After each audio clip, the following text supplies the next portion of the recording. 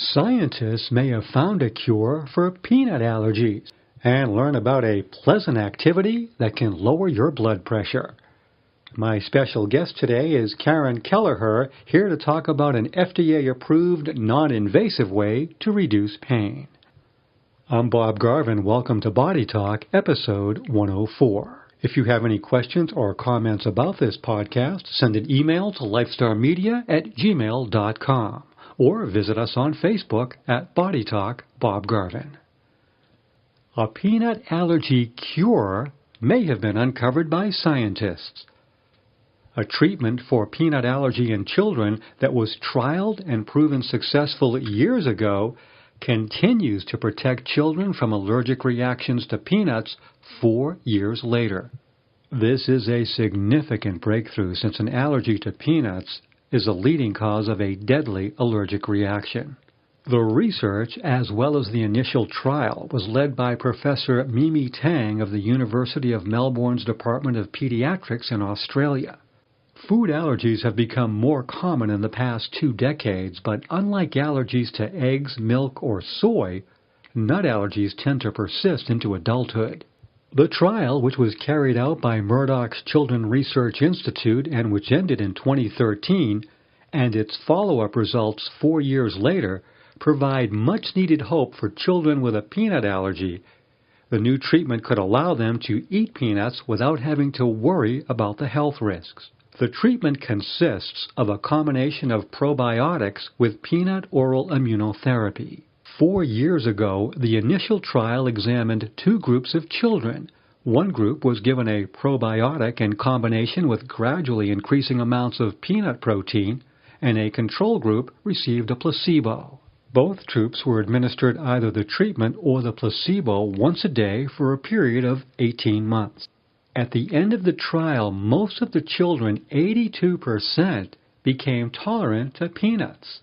By contrast, in the placebo group, only 4% acquired the tolerance. Since that time, the children who were deemed tolerant to peanuts were asked to consume them as part of their regular diet for 4 years after that trial ended, while the children who remained peanut allergic continued to avoid eating them. 4 years later, the children were able to eat peanuts without any allergic reaction. Professor Tang says these children were able to eat peanuts like children who have never had a peanut allergy and still maintain their tolerant state. In fact, over half were consuming moderate to large amounts of peanuts on a regular basis. Our treatment, she says, was associated with long-lasting ability to tolerate peanuts 4 years after stopping the treatment. It also suggests the exciting possibility that tolerance is a realistic target for treating food allergy. Professor Tang says this is a major step forward in identifying an effective treatment to address the food allergy problem in Western societies. This potential cure for peanut allergies, it was published in the journal The Lancet, Child and Adolescent Health. Quantum biofeedback has been approved by the FDA for pain management and stress relief. Here to talk about it is Karen Kelleher, the founder of Boston Thermography Center in Bedford, Massachusetts. She's also certified as a quantum biofeedback technician. Karen, welcome to Body Talk. Thank you. Thank you so much for having me. Let's talk about quantum biofeedback. I must admit I'd never heard about this before until you mentioned it to me during our last interview. Quantum biofeedback is approved by the FDA for pain management and stress relief. And what it does is it goes through 10,000 test matrix items to see what somebody is reacting to. So it identifies something as a frequency, and it sends a frequency back to make a correction. So if we're going through, say, the first session, we're looking at the top stressed organs, the top risk factors, the top emotional items. We're looking if they're being affected by any bacteria, viruses, parasites. We're also working to balance off the chakras and the auras. Traditional Chinese medicine is loaded, so we're working with balancing off the meridians and also looking at past traumas. There's a whole neuro-linguistic program loaded in there, so we're looking at the top emotions And also with the past traumas, we're also looking at, okay, what different ages could you have suffered a trauma that somebody might not even be aware that's affecting them. How does this work? Do you hook up something to people's fingers, or what goes on? How does that work out? So what I have them do in my office is I have them laying down. I have a pad that's attached to the device. I also have them hooked up to a head harness, and there's what's called a QXCI device in our laptop. So I have the person just relaxing while I'm doing the session. They're hooked up to this machine. Yep. And what are you, just asking them specific questions and then looking for reactions? No, or? I just have them laying down, and the test takes about 3 minutes. Everything is on the software, so I basically go through a protocol to find out, okay, what are the top stressed organs? What are they reacting to? How does it do that? So it's based on quantum physics, and it's identifying something at the cellular level as a frequency. So out of all those 10,000 test matrix items, it's in the 3-minute test, it's going through all those items and seeing, okay, is somebody reacting to this? At the same time, it's sending a signal back to make a correction.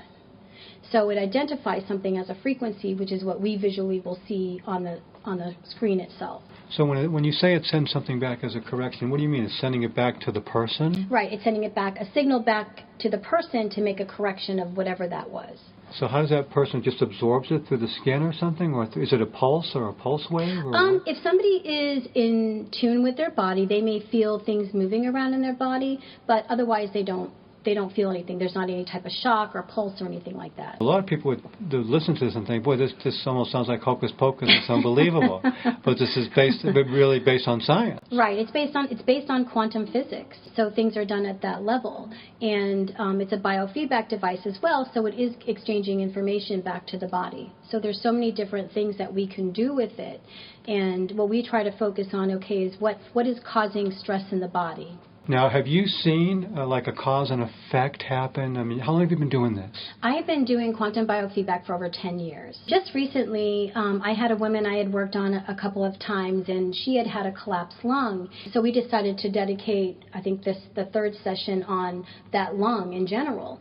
And I got a message the next day that was just amazing, and she just said, I just can't believe this. I don't want to ruin it, but I don't have that pain that I've had for the past 4 years. That constricting pain and the pain going up and down the stairs. And so she was just like, this is amazing. And it really helped her body get back into balance. And whatever was giving her pain from that surgery 4 years ago and the collapsed lung was able to release. So is this good then for a lot of pain, more common pain patterns like, say, migraine headaches, for example? Right. And a lot of times people don't know what the cause of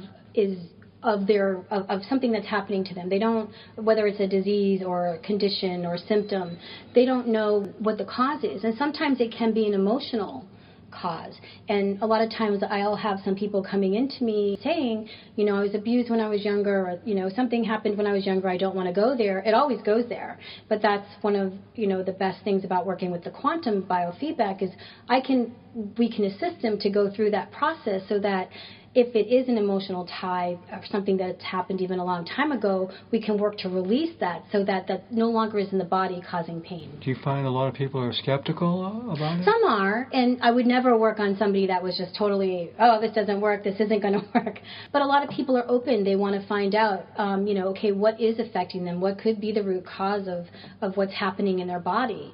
And then, we all want to be healthy. And we're also bombarded by so many toxins in this world that sometimes we don't know what is the real root cause of the disease or what's happening. And I'm not saying we're not diagnosing by any means, but we're just looking at what is that person reacting to when we're doing the quantum biofeedback. Now, autoimmune disease is just so common, and it can just cause pain all over the body for myriad of reasons. Now, have you had any experience with that? Does it help with the pain of some of these autoimmune diseases? Yeah, I've had a few patients that had that, and a lot of times what's coming up too are lifestyle recommendations for people.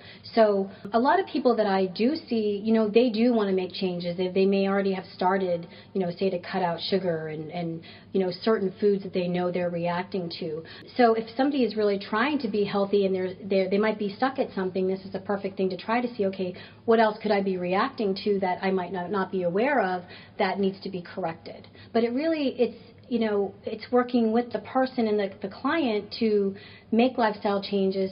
If they think they're going to come in and this miracle machine is going to happen and they're going to be perfect, it's not going to happen. It's really trying to help the person get into homeostasis and for the body to heal itself. But it does take somebody to do the work to, if their patterns in life are certain emotional, or they're eating unhealthy and they're not exercising, they really need to look at what is it that they want in life, because we can assist them, but it's not going to correct them if they're not making those changes. Can most of this be done in one session, or does it take multiple sessions to figure this stuff out? So it depends on what somebody is looking to do. So sometimes I have people come in and we do a 2-hour initial session. That's what I typically end up doing. And after that, some people can say, okay, I'm going to take this information and make some changes, and I'll come back in a month. And some people say, okay, you know what, I'm going to work on this for the next 4 weeks, and then they might come back once a month. So it depends on what's going on with somebody. If somebody has Lyme disease, or if even children with ADD, we have different protocols. We have a lot of different protocols for different conditions, so it depends on what somebody's coming in for. Sometimes people just want to see, oh, you know what, I want to see what I'm reacting to. And then all of a sudden they have this awareness of, wow, this is affecting me that I didn't even know, and now I can work on that and, come back and see, okay, now what's going on. And sometimes things are at layers in the body. We correct this one layer, and then the next thing is able to come out and say, okay, now this needs to be corrected. What got you interested in this field? So I was a massage therapist for over 10 years, and I was looking at, okay, what else can I do? I was in the high technology field for 16 years, and I felt a need to help people, which is why I went into, become a massage therapist. And I said, okay, what's the next step? And I had microscopy done, which is a study of the blood, and the woman at the time in front of a room of people said, wow, you have the worst case of parasites and metals I've seen. I was horrified. Didn't know I had parasites. And so I was like, oh, my God. And somebody that I had known had said, why don't you get into quantum biofeedback? So I did a session with that, and not only could she see that there was parasites in the body, but she could do what's called a zap on them, and they died. Right before that, I had a lot of dental issues where, I had only had one root canal and crown at the time, and I'd gone to the dentist, oh, the teeth look great, and they did an x-ray, and 2 weeks later, that one tooth that had a root canal and crown had to be pulled. And then 3 weeks after that, another one. 3 weeks after that, another one. And my dentist felt so bad for me. But I started working on myself with the quantum biofeedback, and that all stopped. So whatever was starting to happen, and maybe it was a mineral deficiency or a number of things that were happening, it was just helping my body get back into balance where, it could have been a coincidence, but it just seemed that it just helped the body get back into balance where I no longer had some of those issues. When should a person consider quantum biofeedback? I think everybody should consider quantum biofeedback. A lot of us are walking around with, certain, symptoms or diseases, and we're so bombarded by metals and toxicities we're not even aware of. But we're also, in the quantum biofeedback too, we're also balancing out the chakras, we're balancing out the auras. Traditional Chinese medicine is loaded into there. So we're actually looking at the body as a whole to see, what might be some imbalances that are going on that need to be corrected. The thing that we just want people to know is that there are other methods out there that they can just educate themselves on, just to help them be the best that they can be. Thanks so much again for joining me. You're welcome. Thank you so much for having me. Finally, researchers have found a fun, relaxing way to drop the risk of high blood pressure. A new study shows that people who practiced sauna bathing 4 to 7 times a week dropped their risk of hypertension by nearly 50%. The same researchers have previously shown that frequent sauna bathing reduces the risk of sudden cardiac death and cardiovascular and all-cause mortality. And a recent analysis of that same study also revealed that people taking a sauna frequently have a lower risk of lung diseases.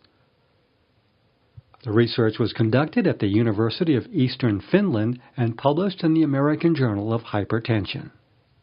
Well, that's it for this edition of Body Talk. My producer is Katie Stell. The Body Talk theme song was composed by Rob Carlson and sung by Vicky Vox. If you'd like to stay up with medical studies on a daily basis, follow me on Twitter at BGPVideo. And if you have any questions or comments about this program, feel free to send me an email at lifestarmedia@gmail.com. Body Talk is a production of Lifestar Media.